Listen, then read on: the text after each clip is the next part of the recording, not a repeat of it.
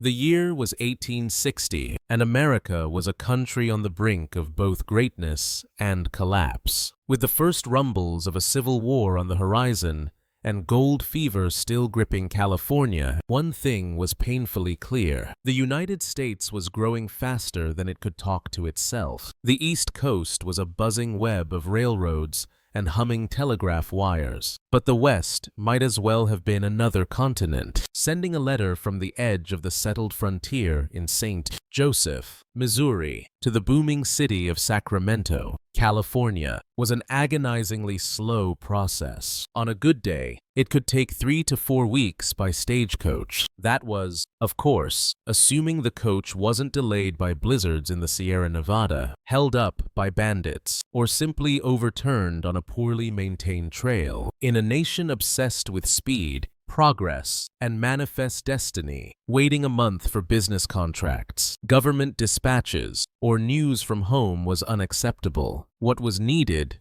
was something faster, something bolder, something that felt as wild and ambitious as the country itself. What was needed was a legend on horseback. Hey everyone, and welcome back to Echoes in Time. Tonight, we're not exploring an ancient ruin or a forgotten philosophy. We're riding into one of the most audacious, reckless, and iconic ventures in American history, the Pony Express. Before we gallop into the story, if you enjoy these deep dives into the legends of the past, please take a moment to subscribe and ring the bell so you don't miss an episode. And I have a question for you. What's the most daring risk you've ever seen someone take for a bold idea? Let me know in the comments below. Now, let's saddle up and ride into a story that was over almost as soon as it began, but whose echo has lasted for more than a century. The brains behind the Pony Express weren't rugged cowboys or government visionaries. They were businessmen,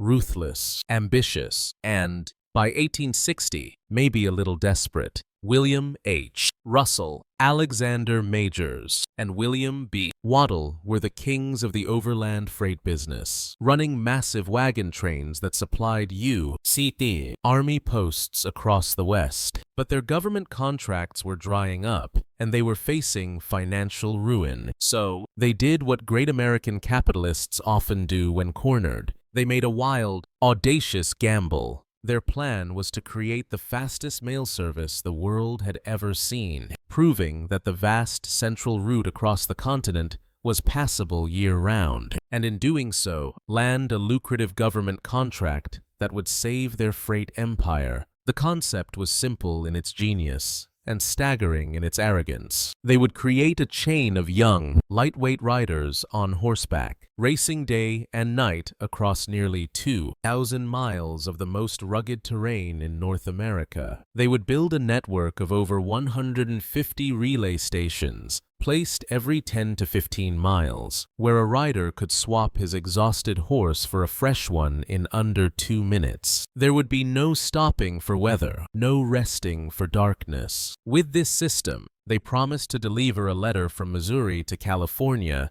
in an unheard-of 10 days or less. It sounded insane. The route cut through the territories of several Native American nations, crossed the punishing deserts of Utah and Nevada, and had to navigate the snow-choked passes of the Sierra Nevada mountains. But the founders were relentless. In just a few months, they bought 400 of the toughest, fastest horses money could buy and hired about 80 riders. Their official company name was a mouthful, but the newspapers quickly gave it a name that stuck, a name that perfectly captured its spirit. The Pony Express. This wasn't just about delivering mail. It was a high-stakes public relations stunt, a challenge to the slow steamships and the even slower stagecoaches. It was about proving that the American frontier could be conquered with grit, courage, and a whole lot of saddle sores. The inaugural ride was set for April 3rd, 1860. Crowds gathered in St. Joseph and Sacramento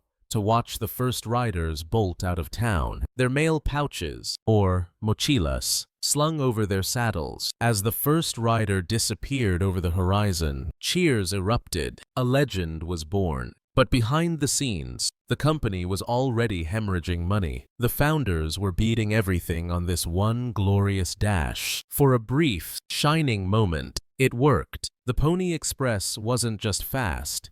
It was a blur of courage, chaos, and wild improvisation that captured the imagination of the nation. The Pony Express had one major requirement for its riders. They had to be young, really young, and, as the famous, though likely apocryphal, newspaper ad stated, orphans preferred. The logic was as brutal as the trail itself. If a young orphan died, there would be fewer grieving family members to complain. The typical rider was a teenager, between 14 and 20 years old, and had to weigh no more than 125 pounds. The lighter the boy, the faster the horse could run. The ads called for skinny, wiry fellows, and the ones who answered were a special breed, reckless, stubborn, and wired for speed. Among the most legendary was William Buffalo Bill Cody, who would later become a global icon of the Wild West. Though historians debate the extent of his actual service, the image of a teenage Cody charging through hostile territory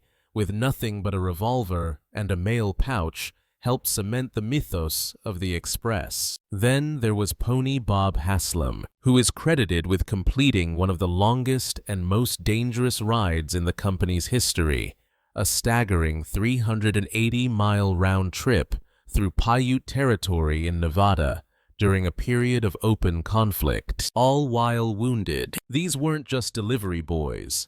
They were teenage daredevils. Life on the trail was grueling. Riders galloped through blinding blizzards, scorching sandstorms, and torrential rain. They rode day and night, often alone, with no company except the rhythmic pounding of their horses' hooves and the whistling wind. The mail was carried in a mochila, a special leather saddlebag designed to be quickly thrown over the saddle. It held about 20 pounds of letters, tightly packed and wrapped in oilskin to protect them from the elements. Every second mattered. Riders were expected to change horses at each relay station in under 2 minutes. They would gallop in, leap from their exhausted mount, fling the mochila over a fresh, waiting horse, and bolt off again in a cloud of dust. Each rider would cover a grueling 75 to 100-mile stretch before collapsing at a home station for a few hours of food and rest, only to do it all over again. Dangers were constant. Bandits, wolves, rattlesnakes, and the risk of ambush were ever present. But for 18 glorious months, these young riders became living symbols of American tenacity, their exploits told and retold in newspapers across the country. If this story of grit and determination is capturing your imagination, please take a moment to hit the like button. It lets me know you appreciate these tales from the pages of history. While the young riders got all the glory, the true backbone of the Pony Express was the silent, steadfast network of over 150 relay stations that dotted the nearly 2,000-mile trail. Without these lonely outposts, there would have been no heroic dashes, no record-breaking times, and no letters reaching California. These stations were the unsung heroes of the operation, scattered roughly every 10 to 15 miles across deserts, plains, and mountain passes like tiny islands of civilization in an ocean of wilderness. There were 2 types of stations. The smaller relay stations were simple, barré-boned structures, often little more than a small cabin or a dugout,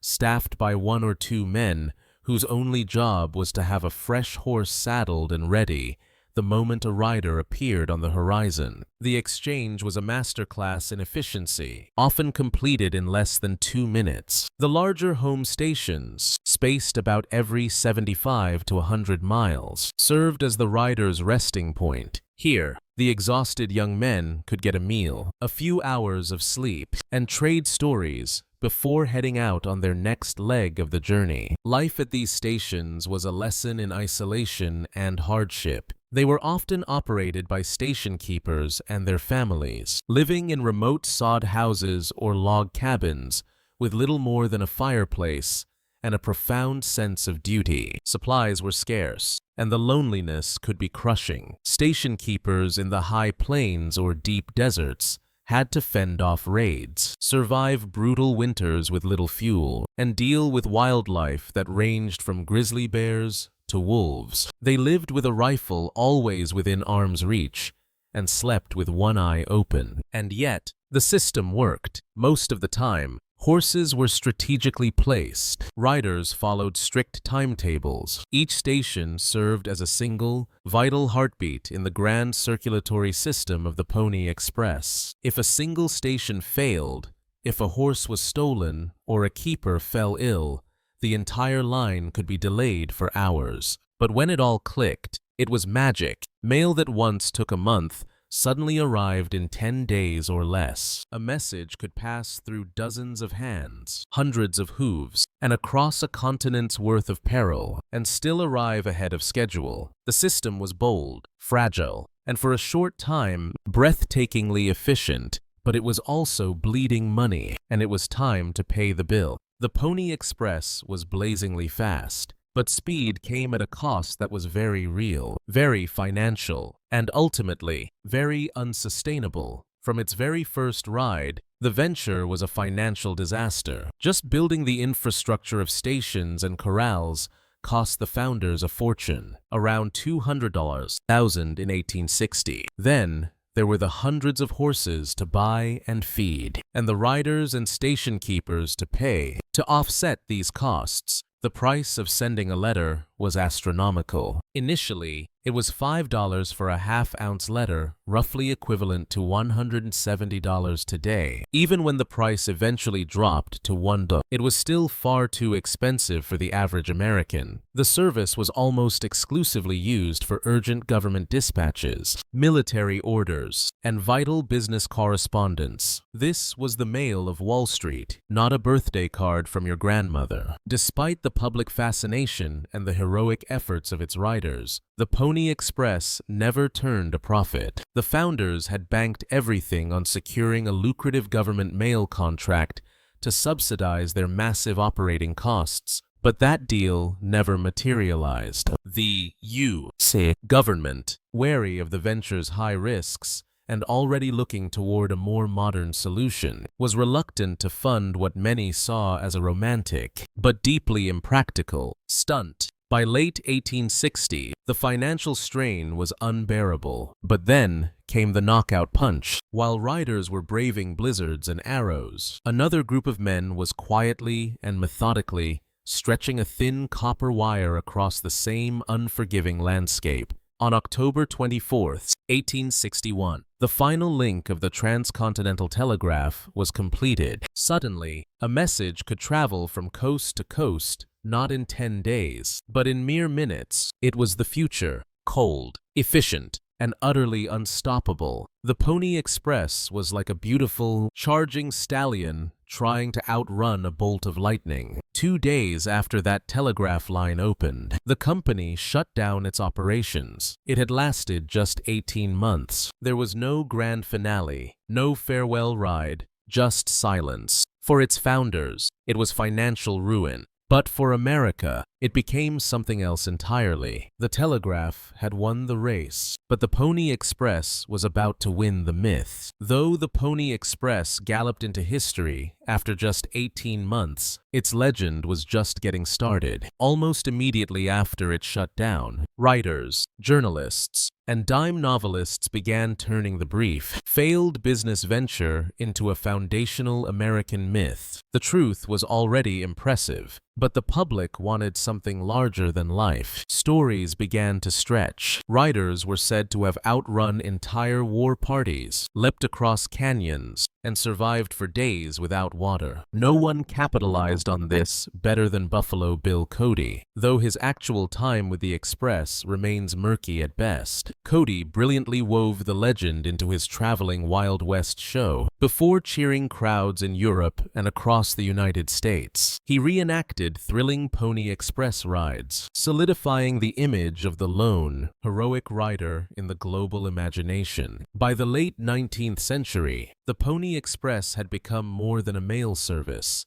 It was a national symbol of frontier bravery and manifest destiny. It represented a time when a single teenager on a fast horse could carry the weight of a nation's communication on his shoulders. Towns along the original route began to commemorate the old stations. Statues were built. Plaques were placed. School children were taught about the riders as if they were founding fathers on horseback. Hollywood, of course, came galloping in, producing dozens of films and TV shows that featured heroic, square-jawed versions of the express riders, often ignoring the brutal, short-lived, and economically disastrous reality of the venture. And maybe the romance endured because the Pony Express tapped into something timeless in the American spirit, the idea that sheer grit and determination could overcome impossible odds. It represented a final, glorious gasp of old-world adventure before the country became truly wired, mechanized, and modern. The Pony Express didn't just deliver the mail, it delivered a myth, a rugged silhouette of what Americans wanted to believe about themselves, that they were a nation of trailblazers, risk-takers, and heroes who could outrun any obstacle. It was a short-lived miracle that set the stage for something bigger, a beautiful failure whose legend became more powerful than its reality. And that, more than speed or profit, is what made the Pony Express unforgettable. What do you think? Does the romantic myth of the Pony Express matter more than its historical reality? Let me know your thoughts. Thank you for riding along on this journey. If you enjoyed it, please subscribe and share. Until next time, stay curious. Before it filled concert halls with aching beauty, before it became the leading voice of the symphony, the sound of the violin began as a whisper on the wind. It was born not in a polished European workshop, but on the vast, wind-swept grasslands of Central Asia, when a nomadic herder first drew a bow of horsehair across a gut string, and for the first time made a simple wooden box sing a sustained, human-like note. That sound, that idea, would travel for 1,000 years, crossing deserts and mountains, passed from culture to culture, until it found its perfect form in a small Italian town, and became the instrument that, more than any other, learned to speak the language of the human soul. Hey everyone, and welcome back to Echoes in Time. Tonight, we trace the incredible journey of a single instrument, from its rustic origins as a herder's fiddle to its status as a global icon of artistic expression. Before we begin, if you believe in the power of music and history to connect us, please consider hitting that subscribe button and ringing the bell. And I'd love to know, is there a musical instrument whose sound speaks directly to you? Let me know which one and why in the comments below. Now, let the world go quiet and listen for the first faint notes of our story. The violin's deepest roots lie not in Italy, but in the nomadic cultures of Central Asia. Thousands of years ago, horsemen on the steppes of Mongolia and surrounding regions played instruments like the morin khur, a two-stringed horsehead fiddle. These early bowed instruments were not designed for complex melodies. They produced low, soulful, often nasal tones that were meant to mimic the sounds of the natural world, the wind howling across the plains, the cry of an animal, or the timbre of the human voice in song. The revolutionary idea was not the instrument itself, but the bow, using the friction of horsehair to sustain a note, rather than plucking or striking it, allowed for a continuous, singing quality. It was the birth of an expressive technique that would echo across continents. As the ancient Silk Road flourished, this idea traveled westward. Traders, travelers, and musicians carried these instruments and the concept of the bow through Persia into the Arab world, and eventually into the Byzantine Empire and southern Europe. The Arabic rebab, in particular, was carried into Moorish Spain during the 8th and 9th centuries, where it mingled with local European traditions. Each culture added something new, a different tuning, a modified shape, an extra string. The instrument didn't evolve in a straight line. It branched and cross-pollinated like a great, sprawling family tree. By the Middle Ages, these influences had coalesced in Europe into instruments like the viol and the fiddle, boxy, often with flat backs and fretted necks. These were the tools of wandering minstrels, troubadours, and church musicians. You could hear their raw, intimate sounds in taverns, at village festivals, and in the halls of courtly life. Their construction was basic, their tone often rough, but they were versatile, capable of playing drones for chants or lively melodies for dances. The bow had arrived in Europe, and with it, a new way of thinking about music, not as a sequence of short, plucked notes, but as a flowing, continuous voice. But these medieval fiddles were still crude compared to what was to come. Their shapes varied wildly from maker to maker. Their tuning was inconsistent, and their sound lacked the power and projection needed for larger spaces. The desire for something more agile, more emotional, and more human was stirring. The stage was being set, waiting for the right hands, in the right place, at the right time. As the Middle Ages gave way to the Renaissance in the 15th and 16th centuries, Europe found itself awash in a fervent rediscovery of art, science, and humanism. This was an age obsessed with perfection of form, with classical ideals of harmony and proportion, and amid the great cathedrals and bustling city-states of Italy, a quiet transformation was taking place in the workshops of instrument makers. The rough-hewn fiddles of the past were being refined. Instruments were no longer just for accompanying dancers or droning in church. They were becoming vehicles for sophisticated artistic expression. Composers began writing more intricate music, demanding more from their instruments. They needed more flexibility, a greater dynamic range, more clarity, and more responsiveness. They needed an instrument that could sing with the passion of an opera singer, yet dance with the agility of a flute. At the same time, a quiet revolution was happening in the craft of luthiery. Artisans, particularly in northern Italy, were experimenting with new techniques for curving wood, developing new varnishes, and using more precise carving tools. They were beginning to understand that the shape and thickness of the wood dramatically affected the sound it produced. An arched top vibrated more freely. A carefully placed sound post could transfer resonance with incredible efficiency. They weren't just shaping wood anymore. They were shaping sound itself. The world had all the ingredients: a centuries-old lineage of bowed instruments, the artistic and scientific energy of the Renaissance, and a new class of master craftsmen ready to carve out the future. All that was missing was a single place where all these elements would converge, and a single visionary to bring them into focus. And in the small, unassuming Italian town of Cremona, that moment was about to arrive. In the fertile plains of northern Italy, nestled along the Po River, lies the town of Cremona. During the 16th century, it was neither a great political capital nor a major center of power, but it was home to something else entirely, a culture of craftsmanship at its absolute finest. This was a place where guilds of builders, artisans, and instrument makers turned wood into miracles. And it was here, in the workshops of Cremona, that the violin as we know it today was truly born. At the center of this quiet revolution stood one man, Andrea Amati, a master luthier. Amati is now credited as the father of the modern violin. Building on the traditions of earlier instruments, he didn't just modify them,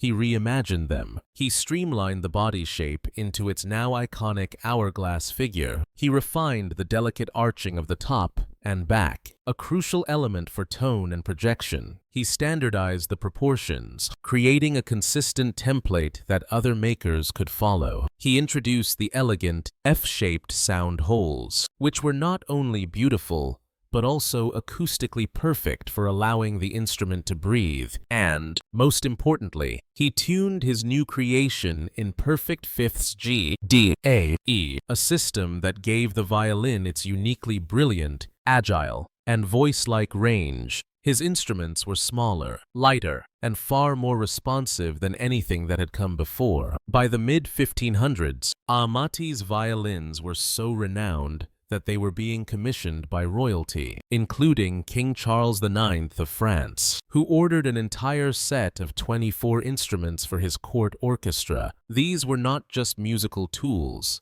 They were works of art, status symbols hand-painted with royal crests and gilded with gold. Cremona quickly became the undisputed epicenter of violin-making excellence. Other great families followed in the Amati tradition, most notably the Guarneri and the Stradivari dynasties. They didn't just copy Amati, they learned from his innovations and then pushed them even further. Why Cremona? Some say it was the quality of the local maple and spruce trees, perhaps grown dense and strong during the Little Ice Age. Others point to the town's unique guild culture, where techniques and secrets like the famously mysterious varnish recipes were passed down through apprenticeships, spoken but never written. Whatever the reason, Cremona became to violins what Florence was to painting, a crucible of genius. From its narrow, cobblestone streets, an instrument emerged that could whisper or weep, leap or lament, an instrument that would go on to shape centuries of music. If you find this story of art, history, and the pursuit of perfection as fascinating as I do, please take a moment to hit the like button. It's a small gesture that helps these stories of human creativity reach a wider audience. If Andrea Amati gave birth to the violin, it was Antonio Stradivari who perfected it, elevating it to a level of artistry that has never been surpassed. Born in Cremona in 1600, Stradivari likely trained in the workshop of Niccolò Amati, Andrea's grandson, but he quickly moved beyond imitation to become a master innovator in his own right. What he created in the late 17th and early 18th centuries, his golden period, would become the undisputed gold standard, not just for violins, but for musical craftsmanship itself. Stradivari's instruments were not merely beautiful, they felt transcendent. He experimented constantly, subtly altering the arching, the thickness of the wood, and the shape of the F-holes to create an instrument with a tone that was clear, powerful, and hauntingly warm. A Strad could project to the back of a large concert hall with shimmering brilliance, yet whisper with the most intimate tenderness. Stradivari built over 1,000 instruments in his long lifetime: violins, violas, cellos, and even guitars. Today, about 650 of them survive, each one known and revered by name, like royalty, the Messiah, the Soil, the Lady Blunt. Many are still played by the world's greatest soloists, and even after 3 centuries, their sound remains the benchmark against which all other violins are measured. What was his secret? Scientists have analyzed the wood, scanned the instruments with X-rays, and chemically tested the varnish. But no one can fully replicate what he did. Part of it was certainly the wood, slow-growing alpine spruce for the top plate, and beautifully flamed maple for the back, all aged to near perfection. But much of it was Stradivari's own intuitive genius, his feel for the wood, his meticulous adjustments that gave each instrument its own unique soul. His legendary varnish, a soft, translucent coating of a rich golden-orange hue, is often credited, though its exact formula remains one of history's most tantalizing mysteries. During his lifetime, Stradivari's fame spread across Europe. Kings, dukes, and the era's leading virtuosos sought out his instruments. Even after his death in 1737, musicians regarded a Stradivarius as the ultimate prize. Stradivari wasn't the only great luthier of his time. The Guarneri family, especially Giuseppe Guarneri del Gesù, produced violins with darker, more powerful, and aggressive tones, instruments that were favored by firebrand soloists like Paganini. But Stradivari's name endured as a myth, his instruments becoming like sacred relics from a divine era of sound. The golden age of violin making had peaked, and now the instrument would move from the hands of its makers to the stages of the world, into an age of virtuosos who would stretch it and the human spirit to their very limits. By the 18th century, the violin had fully evolved from a supporting voice into a star. It no longer just filled in harmonies, it began to speak with a personality of its own, and in the hands of a new breed of performers, the virtuosos, it became an instrument of awe, capable of feats that bordered on the supernatural. One of the earliest stars was the Italian composer and violinist Arcangelo Corelli, whose elegant sonatas helped define the violin's role in Baroque music. Then came Antonio Vivaldi, the Red Priest of Venice, a fiery composer and performer. Vivaldi wrote over 230 violin concertos, most famously the Four Seasons. These pieces were theatrical experiences, filled with imitations of birdsong, thunderstorms, and barking dogs. Vivaldi showed the world that the violin could not only sing, it could paint pictures. But it was in the early 19th century that the idea of the violinist as a mythic figure reached its zenith. Thanks to one man, Niccolò Paganini, with his gaunt, ghost-like appearance, his wild, unkempt hair, and his seemingly impossible technique, Paganini was more than a musician. He was a phenomenon. Audiences whispered that he must have made a deal with the devil. His fingers flew across the fingerboard in dizzying displays of double stops, artificial harmonics, and left-hand pizzicato. He could play entire pieces on a single string, sometimes after deliberately breaking the other three on stage for dramatic effect. His 24 caprices for solo violin remain a towering Everest for modern players. A Bible of violin technique, Paganini changed everything. After him, the violinist was no longer just a musician.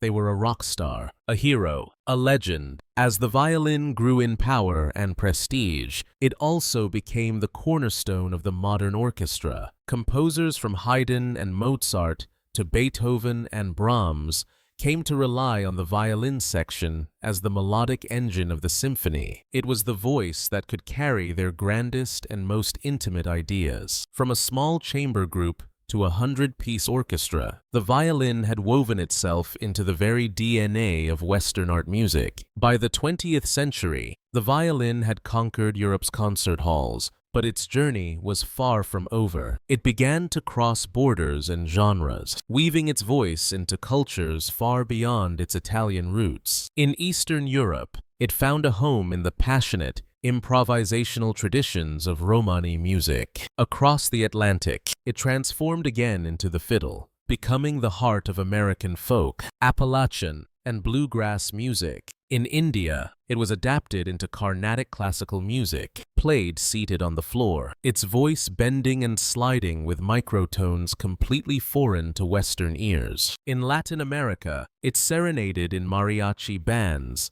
and danced in the smoky tango halls of Argentina. And in the 1930s, jazz musicians like Stefan Grappelli turned it into a swinging, playful lead voice. Everywhere it went, the violin adapted, proving its voice was truly universal. Today, the violin stands at a fascinating crossroads, a timeless instrument in a rapidly changing age. It still holds its throne in the world's great orchestras, yet it also thrives in genres the old masters could never have imagined. Electric violins are now common in pop and rock. Artists like Lindsey Stirling blend violin performance with choreography and EDM, reaching millions online. Technology has made the instrument more accessible than ever, with YouTube tutorials and online masterclasses. But through all the noise and all the change, the violin endures. Why? Because it is, and always has been, the instrument that sounds most like us. It is an extension of the human voice.